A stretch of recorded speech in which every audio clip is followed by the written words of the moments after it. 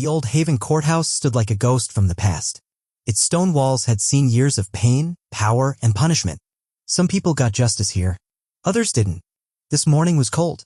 A woman named Melanie Carter climbed the stone steps. She was 34, a black mother of 3. Her hands shook, but her head stayed high. Walking beside her was Sam Reynolds, the lawyer the court gave her. Inside courtroom 5A, the air felt heavy like it didn't want to be breathed. Melanie sat down slowly. Her green dress looked simple but neat. It was the same dress she wore to church every Sunday.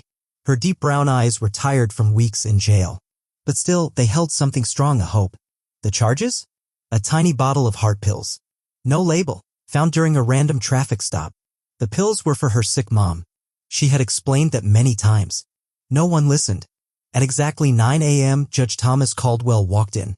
His black robe dragged behind him like a warning sign. People said he stood for justice. But the truth? Behind his office doors, his record showed a different story, one that hit people like Melanie the hardest. The prosecutor, a young man named David Perry, spoke first. "Your Honor," he said, flipping his notes, "this is minor possession. No intent to sell. Probation or maybe a few days in county jail." He didn't even look interested. Then Sam stood up. His voice shook a little, but he spoke with heart. "Miss Carter is not a criminal. She's a mom. She works 2 jobs. She takes care of her family. This wasn't a crime. It was just a mistake." But Judge Caldwell didn't flinch. His cold blue eyes stared straight at her. No emotion. No mercy. Just silence. Then he spoke. "The law is not based on feelings," he said. "It exists to be followed." Then, like it was nothing, he dropped the sentence. Life in prison. Parole possible in 25 years. The room stopped breathing. Someone gasped. Sam jumped forward. "Your Honor, this goes against..." Bam! The gavel slammed. "One more word, counselor, and you'll be in contempt." Melanie's ears rang. The sound of handcuffs clicking around her wrists felt louder than thunder. As they pulled her away, she whispered, "Please, someone call my kid's school. They're waiting for me." Outside, dark clouds gathered above Old Haven. The sky looked angry. On the 12th floor of City Hall, the mayor stood by a window. He was a man known for bringing people together. But today, his heart was somewhere else. His assistant rushed in. "You need to see this, sir. It's all over the news." He turned to the screen. There she was, Melanie. Crying. In chains. The headline read, "Local mother sentenced to life for minor drug offense." The coffee cup slipped from his hand and shattered. His face went pale. What the world didn't know was that Melanie Carter was his wife. For 10 years, they had kept their marriage secret. To protect their kids. To keep politics away from their home. Now that wall was broken. "Cancel my meetings," the mayor said quietly. "Call Rachel Chin. Now." Rachel was the district attorney. Her voice came in sharp. "I just saw the sentence," she said. "This is insane. Totally outside the law." The mayor paused. Then said the words that changed everything. "Melanie Carter is my wife." Silence. Long cold. "You're what?" Rachel finally asked. "We kept it private for the kids," he said, barely holding his voice steady. "But I can't hide anymore. I have to fight for her out in the open." Rachel's mind raced. If the judge didn't know who she was, this is just his normal bias. But if he did know, it doesn't matter, the mayor cut in. "I'm going public. I want every single case that Judge touched reviewed. If there's a pattern, we expose it." A hard knock sliced through the silence in the mayor's office. The door creaked open, and in walked Tom Harris, chief of staff, carrying a thick stack of papers. "Sir, the press is already outside," he said, his voice low. "Someone leaked that you canceled all meetings after the sentencing. They're asking questions." The man behind the desk didn't blink. He just stood tall, chest rising with a slow breath. "Call a press conference for 5 p.m., he said. It's time they heard the truth. As the sun dipped behind the towers of Old Haven, the whole city held its breath. Inside City Hall, reporters from every outlet jammed into a press room that felt too small for what was about to happen. Whispers spread like sparks. The podium sat in the middle of the room, bare and waiting. Backstage, he stood in front of a dusty mirror, eyes heavy, tie slightly off-center. Tom stood behind him, clipboard clutched tight. "You ready, sir?" He gave a nod. "They deserve the truth, Tom. She deserves the truth." At exactly 5 o'clock, he walked to the podium. Flashbulbs lit up like a storm, but he didn't flinch.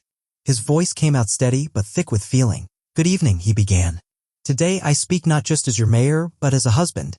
As a father." The room froze. Not a sound. Yesterday, Melanie Carter, a mother of 3, was sentenced to life for a minor offense. A punishment so cruel it makes no sense. But you need to know something else. He paused, eyes locking onto the cameras. Melanie Carter is my wife. Gasps broke through the crowd. Reporters shouted. Some just stared, stunned. He lifted a hand. Silence snapped back into place. For 12 years, we kept our marriage private. We wanted to protect our children from the ugliness of politics. But now that silence is being used against us. He held up a photo, one of Melanie and the kids smiling by the lake. A quiet summer moment now under a national spotlight. She's not just some case number. She's a mother, a daughter, a wife. She deserves justice. His voice dropped, but the words hit harder than ever. This isn't just about Melanie. It's about a broken system, one that's punished too many for too long. And it ends now. Then, softer, more personal. To my kids, Michael, Ava, Jaden, I'm sorry we had to hide our family. But I promise you this, your mother will come home. As he stepped away, the press surged. But he didn't stop. He didn't answer. Outside, a crowd was already waiting. Some were cheering. Some were crying.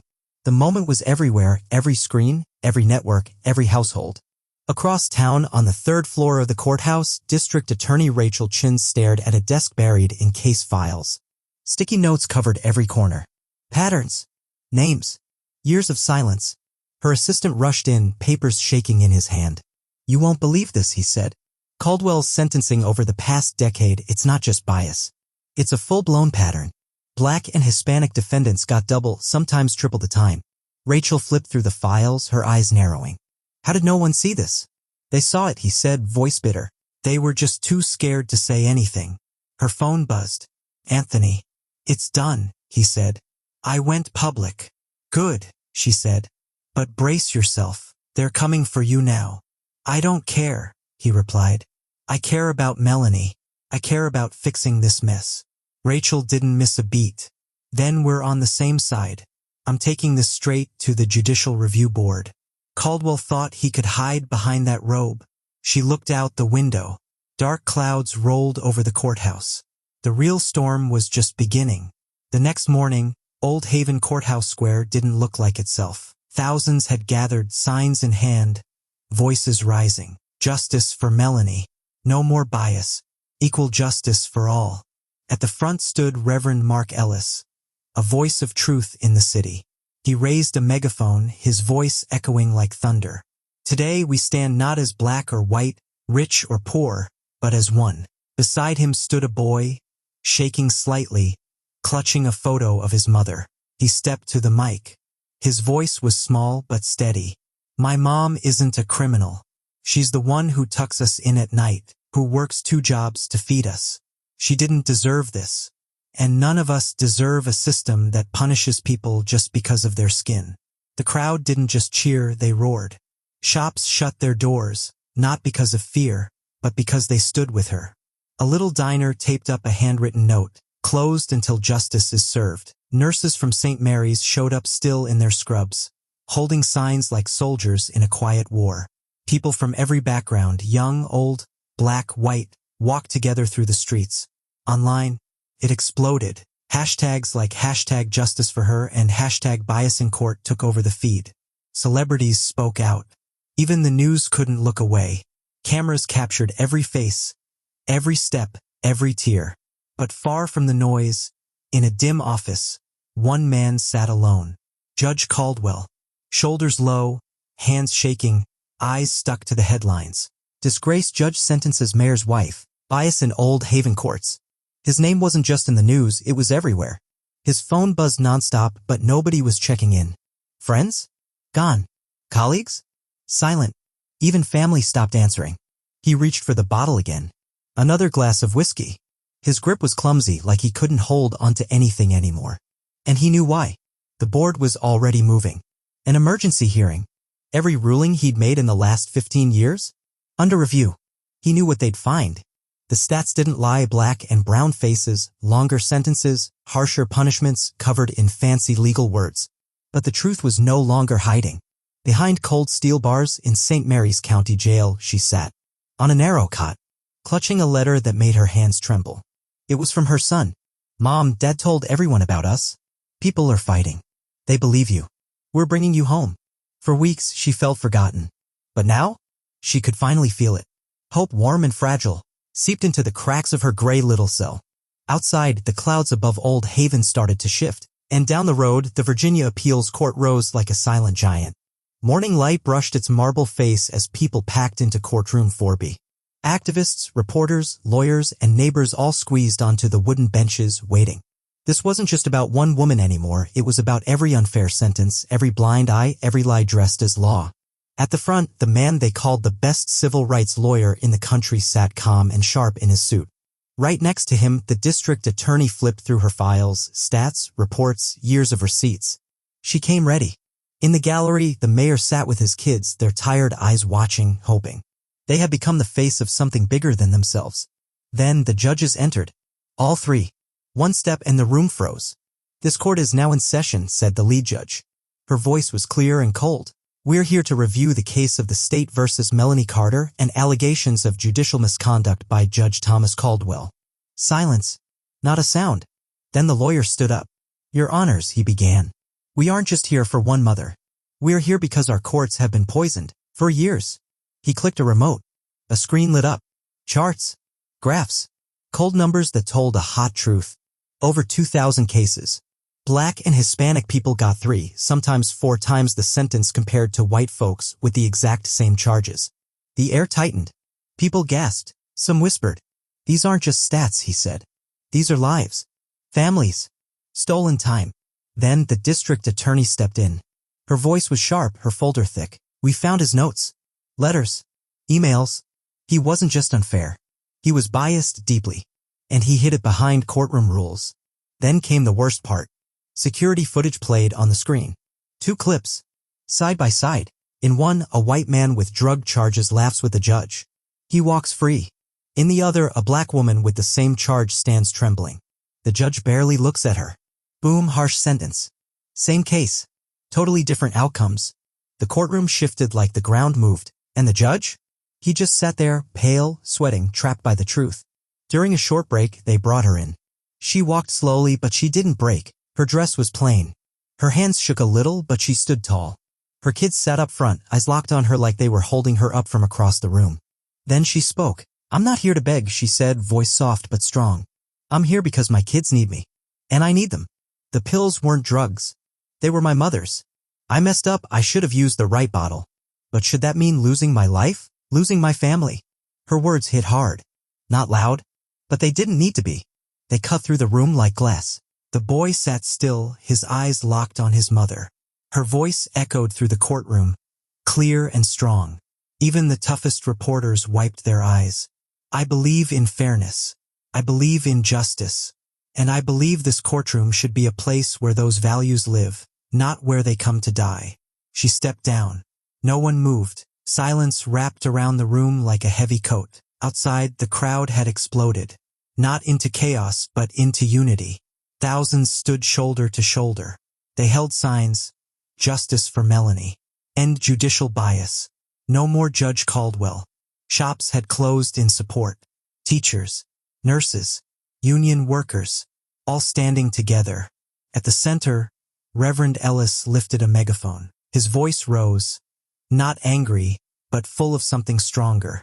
"We are not here out of anger," he said. "We are here out of love. Love for Melanie. Love for her children. Love for justice."